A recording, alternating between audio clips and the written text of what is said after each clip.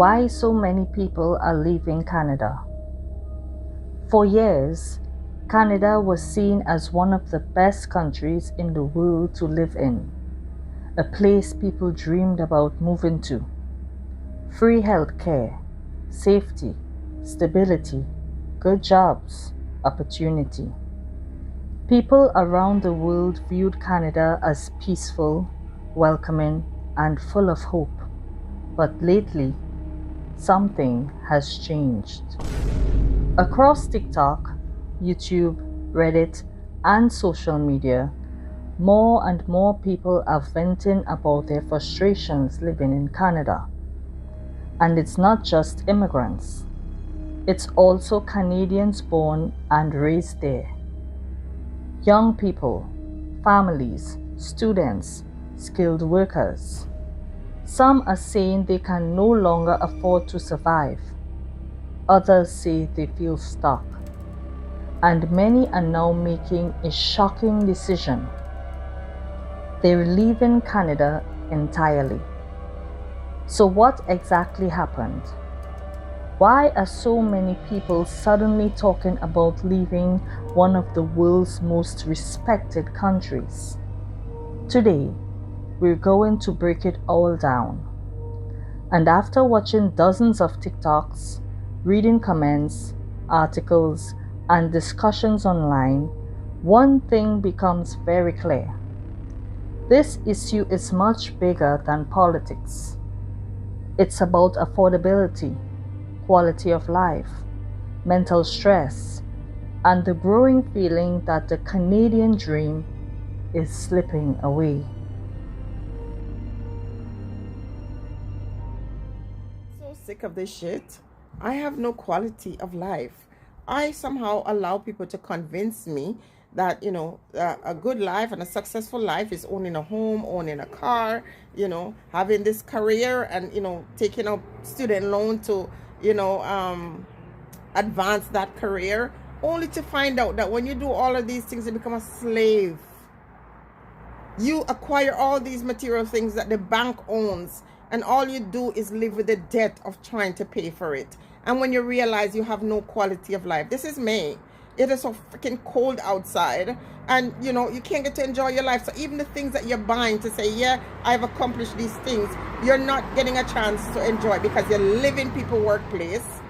You're like a slave to this thing. It's the worst, and you're not enjoying your life.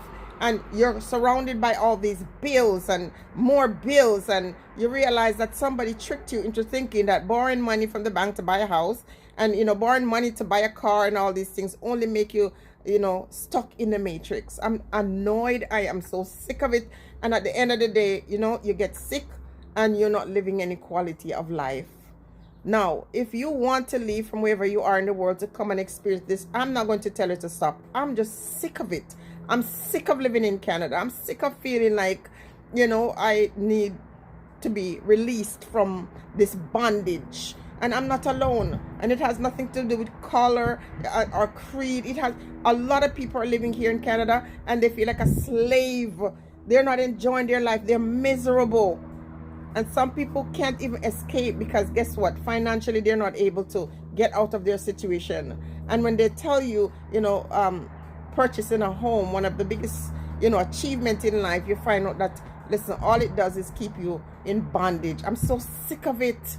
And freedom for me means an escape from living like this, where you have the illusion of success and all you do is not enjoy life. When you live here, June and July, before you kind of see like the sun comes out and you're warm, and you only have a few months and before you're back to it. I'm sick of it. So I'm not telling any Jamaican, and I'm not telling anybody, because they always mistake when you complain. And for those of you who are going to come and say, why don't you leave? I'd love to, and sometimes it's not that easy. When you get to my age and you put in so much time and you work hard to achieve certain things, and when you see it slipping through your hand, if you don't stay on the plantation, it is very scary. So you end up staying longer than you should. I'm sick of this life. Canada is not the place it used to be. Canada invite all of these immigrants into the space, and before you know it, people who have been here paying taxes for decades are left in the side, even though they have worked hard. And people who never contributed nothing, they come here, bring them, take the jobs from the people who are already here for decades and paying taxes. And now, I feel sorry for myself, and I feel sorry for all the other people who have done all the work and now should be benefiting. In Brampton right now has the most people losing their homes. People who work sometimes 2-3 jobs. People who are doing everything to hold on to their shelter. It's a damn disgrace. And I just don't want to be the one to contribute to the illusion of being happy or this being that wonderful place. You're better off living somewhere in a one-room board house where you feel freedom and peace and not feel like a slave. So many people are dropping down in their workplace trying to hold it together, and I don't want to use the D word, but never really getting to enjoy the things that they work for. People are coming out of retirement at 70. What kind of life is this? It is horrible. And then you got a small group of people who is benefiting from our suffering. Yesterday was a moment when I really lost it, because I'm analyzing the things in my life and, trying to prioritize what is important, which is living. I've lived here for 37 years, and it's not from lack of trying. Now, there are people who are asking, wouldn't it be better to buy your own home? Well, I got to that decision some years ago because I got tired of moving. And there were landlords who would rent the house, and when you fix it up real nice, they would tell you lies that they need it for their family. And when you move out, they raise the rent, because that's how they were able to do it legally. So if they rent it to you for $1,500, they can't just make it $1,600. It has to be raised by increments. And so in order to raise it from $15,000 to $2,000, they have to tell you lies that they need it. And so I was moving from here to there, and I came to the conclusion that it would be better for me to get my own home.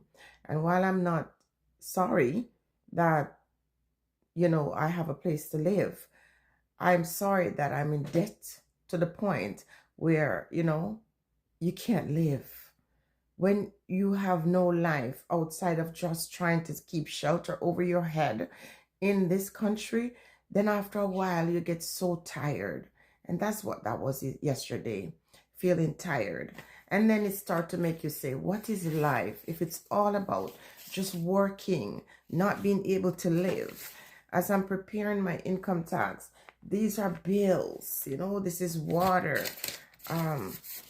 This is, let's see what this is. This is an inner care. And look at the amount, okay, for the year. This one is water. This is a stack of bills for water. Another stack of just bills. I don't care who you are. If you don't have this as your life experience, you have no right to tell us what to do. And if you have family living in other places, at the same time, they are expecting you to always be there for them when sometimes you are struggling, you're falling under the weight of taking care of these things. We don't live in a country where we can do without heat. Our homes have to be heated. So you have to pay all these bills, or your lights get turned off, or your heat gets turned off, or your water gets turned off. You can't go to your neighbor. I live here for 2.5 years, and I do not know my neighbor. And it's not because I'm selfish. People are they just live a reclusive life, just focus on, working, and if they're retired, just trying to rest. As I was calculating what I paid for one bill for the year, I was looking, for example, this pile was $1,300 last year, and this was $352.74, and these are just bare essentials, and this one was $428, and this is just a fraction of what I had to pay. Now, because you have a career, you would assume that because someone is a teacher or whatever, that they're okay, but it's not the truth. It's not the truth. You know, you purchase a home, and once you do that, the quality of your life for the most part will go down because you have to pay. If something breaks in your home, you have to take care of it. There are a lot of hidden costs in owning a home. And I saw in the comments some people were saying take equity. When you purchase your home, you have to have it a certain period of time for you to have any type of equity on it. You know, so people say things because they don't understand. People assume things because they're not walking in your experience. And so after a while, you start to say, is it worth it? We all have to pay bills. We don't mind paying bills. We don't mind paying taxes. But we get to the point where you are assuming that, you know, everybody has a great job that's paying them great benefits. I, for example, do not get vacation. I can't take vacation because if I do, I don't get paid during the time when I'm on vacation. I have no benefits. I have to get up at 5 in the morning and work until 6 p.m. in a work that requires much patience.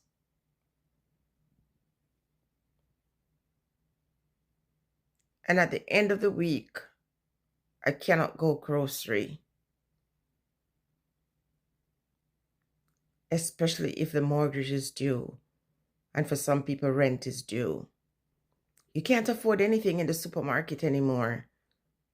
You go in there with $200 and you're coming out with a bag. And I know this is the same in Jamaica.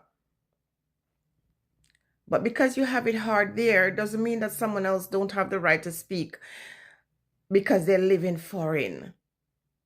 Because when you can talk to your neighbor, when you can plant something, and we plant, but we only have a few months to be able to do that. And if we are using wisdom, we freeze some of the things.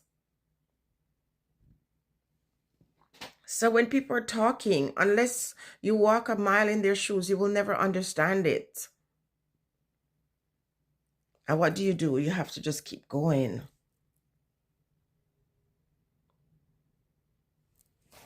Bills. And then I was going through the bills and doing my income tax this weekend and realizing that I owe money. I owe money in my taxes, and yet I barely could make it.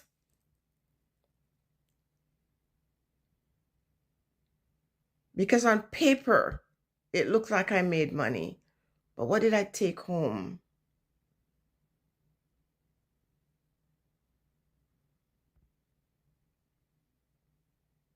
I'm not alone. I posted that in the evening yesterday, and it has over 100,000. And everybody, for the most part, can relate. I'm not complaining for the sake of complaining. I'm not going to dismiss the fact that there were opportunities that were given to me that would not have been available to me in my home country. But it changes nothing. I'm almost 60. And here's the thing. I tried to build twice in Jamaica. Got ripped off by family. Did all the right things. Go to, university. Put in the time. I could have been home on welfare. And those people are better off than me. They get to do the things. They know how to scam the system and get rewarded. They know how to tell lies. And the people who work hard and pay taxes, they have nothing. Or they have the illusion that they have something because you got a nice ride in your driveway and a nice home that you can't stay in and enjoy because you got to be on the job. And you got to bring food with you That's 5 days old because you can't afford to, buy groceries every week. Housing costs are crushing people. Let's start with the biggest issue almost everyone talks about: housing. Whether it's Toronto, Vancouver, Calgary, or even smaller cities, many people say housing prices have become completely unrealistic. Home prices rose dramatically over the past decade, while rent prices also surged nationwide. The OECD described housing affordability as one of Canada's most pressing issues, with rents and home prices increasing faster than incomes in recent years. People with full-time jobs are struggling to rent apartments. Young adults are living with parents longer than expected. Some families are sharing homes with multiple roommates just to survive. And on TikTok, you constantly see videos of people showing tiny apartments with extremely high rent prices. One-bedroom apartments costing thousands per month. People working 2 or 3 jobs. Others saying they've given up on the idea of owning a home completely. Even online discussions are filled with frustration. I want to know how the hell people in Canada are even living. I generally consider myself a positive person. I'm like resourceful, but some stuff happened around the property, and like, well, I know I'll never truly be homeless. Like, I have family to live with, and like, I have options. Like, I'm luckier than a lot of other people, but how the hell is anyone existing in Canada? Like, I feel trapped. And like I just got a good job. I started in September, but even with that job, it pays less than 40 grand a year. And it's a job that requires like education, and even on that job, like, I still can't do shit. I can't buy anything. I can't afford the rent these days. Like, I'm just feeling so much despair. And I know I'm normally like really, really positive, but I'm just like, how is everyone else, and are you okay? Because the answer is probably no. And I know I'm lucky. I don't have kids. I have like good family that will support me, but I feel like I can't stay here, but I can't move anywhere else, because anywhere else I move to, I'm gonna be charging, like, the landlords are just gonna charge me like $2,500 a month in rent. Like, unless I move into the middle of literally nowhere where there are 0 jobs, and I'm just feeling really overwhelmed. And like, I don't know. There's a part of me that just wants to say F it and just get a whole bunch of credit cards and just travel and just like get out of Canada, because like I know it's bad everywhere. I really do. But I don't know. At 33 years old, like, I was really hoping that I could at the very least afford, a small house. I don't want 3,100 square feet bullshit. I just want something small, 500 square feet, even less. And yet, it's so fucking expensive. Like, I don't know what I'm gonna do. For that 9 to 5, 9 to 5, 9 to 5. All these people are working a 9 to 5 job. Now, let's be clear. There's nothing wrong with working a 9 to 5 job. But don't lie to yourself about what it is. Your alarm tells you when to wake up. Your schedule tells you when to eat. Your boss decides when you show up and when you leave. That's not freedom. That's permission. You trade your time, your energy, your prime years for a paycheck that disappears the second it hits your account. Rent, gas, groceries, bills. You work just to survive. Then you do it again tomorrow. And here's the uncomfortable truth. No matter how loyal you are, you're replaceable on paper. Companies protect profits. You have to protect your future. You weren't built just to clock in and clock out. You weren't built just to get by. You're capable of so much more. More freedom, more control, more ownership over your time. And let's be real. Your paycheck, it might feel good for a moment, but 90% of it goes straight into necessities like food, bills, and gas just to survive. And I'm not even exaggerating. Look, I knew a man who worked for a company for 32 years. His wife got very ill for weeks, and guess what?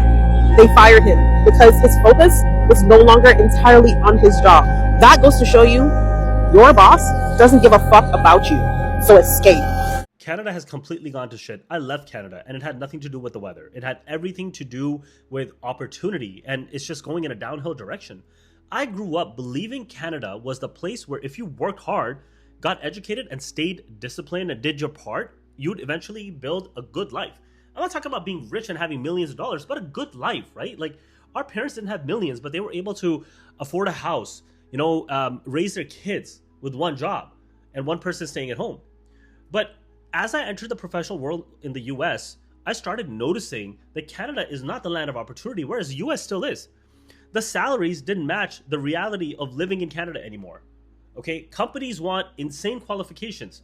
They want years of experience, technical skills, even leadership experience, where if you're just out of college or university, how are you supposed to have all that? And then they offer salaries that barely let you survive in major cities. Meanwhile, like, you have rent exploding, housing is already impossible, taxes are high, and groceries are expensive. I'm in San Francisco, and condos and houses cost anywhere between 1 to 1.5 million, depending on where you live. It makes sense to me. The weather's beautiful. There's a lot of technology here. There's a lot of reasons why you would pay more to live here. But why would you pay so much to live in the GTA? So everyone in Canada has just accepted this as their way of life, and no one's doing anything about it. So I started looking at the US, and I realized that people with the exact same skills as me were making almost double in pay, especially in tech. And then all of a sudden it hit me. Canada has become a country where ambitious people struggle to grow. And before people twist this, it's not about blaming immigrants or anything like that. I come from an immigrant background myself. The problem is that Canada has brought in a massive population of people, of immigrants, without creating enough high-paying jobs, enough housing, or enough infrastructure to support it. So now what? You have highly educated immigrants and international students working low-income jobs because there simply aren't enough opportunities out there. Okay, you have young professionals leaving the country because they feel stuck. And you have an entire generation feeling like no matter how hard they work, they will never get ahead. They've just accepted that. And that's why I left, because I refused to accept that. I moved to San Francisco because I wanted to be around bigger opportunities, bigger companies, and a culture that thinks big and rewards ambition. And honestly, the difference was immediate. Canada is full of amazing people, talented people, but the system right now, it's failing ambitious young professionals and is no longer the place to be. Many Canadians say salaries are not keeping up with inflation. So even people earning decent incomes still feel financially stressed. And when you combine high rent with rising grocery costs and taxes, people start asking themselves a difficult question. Why am I struggling this much? Especially when they see friends moving elsewhere and seemingly living better for less money. That's why some Canadians are moving to places like the United States, Europe, Latin America, or even back to their home countries. Not necessarily because those places are perfect, but because they feel their money stretches further. I left Canada for multiple reasons, but Sicily reminded me why we're not supposed to survive our lives.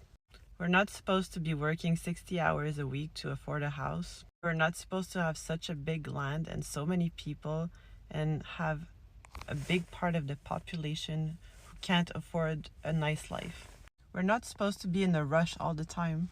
We should definitely be talking to our neighbors. And I'm currently in Canada, and I just fell right back where I was before I left. I'm working a lot, like crazy hours. I'm always stressed out and I'm always rushing to get somewhere. And I'm telling you all of this and I'm doing it myself because it's so easy to fall back in your old habits whenever you get back to your old life. In Sicily, I learned to slow down because nobody's stressed out there. Like the only place where people are stressed is in their car because they're driving like crazy. But in general, if somebody tells you they're going to be there at 1 p.m., don't expect them to be there at 1 p.m. They're not in a rush. If you need a service or something to be done fast, don't expect it to happen fast because it's not going to happen.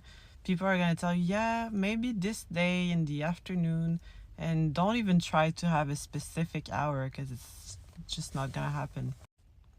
Businesses are closed in the afternoon and on Sundays in most towns. Unless you're in a big city, like in the touristy area, there's nothing open on a Sunday. And if you try to shop between 1 p.m. and 4 p.m., most of the stores are closed. And then try to go have dinner before 8 p.m. No, the chef's not going to be there. Don't even ask. So anyways, all of this to say that Sicily, it just blew my mind and I'm so happy to be able to live there. Restaurants are closing down like crazy in Canada and I feel very, very bad for them because I've been there and I know exactly what it feels like. But at the same time, I got to tell you, those meal prices are really, really getting out of control. I mean, meals that used to go for $10 and $12 are now $20, $25 and even more. I mean, how do they expect us to afford that? I mean, I understand that there is the inflation and the tariffs and they're affecting businesses, but I feel like it's affecting us, the consumers, more than it's affecting the businesses, right? And I know that there are parents that would love to take their kids out to treat them. This weekend is Mother's Day, and there are lots of mothers who would love to go out to be treated and to feel special. But at the same time, we cannot afford it. And what those businesses don't understand is that the higher the prices are, the more people will stay away and people will start to cook from home. And at the end of the day, it's a lot more affordable to cook from home, and it's a lot healthier too, because at least you know what you're putting in your food and you know exactly what's going in your body. At the end of the day, this conversation is not really about hate in Canada. Most people complaining actually wanted Canada to succeed. That's why they're emotional about it. People don't become frustrated unless they once believed in something. And right now, many Canadians and immigrants alike are asking difficult questions about affordability, opportunity, and the future. Can Canada recover from this? Will housing become affordable again? Will wages improve? Will younger generations regain hope? Nobody knows for sure. But one thing is certain, the conversation around Canada has changed dramatically, and social media made sure the entire world noticed.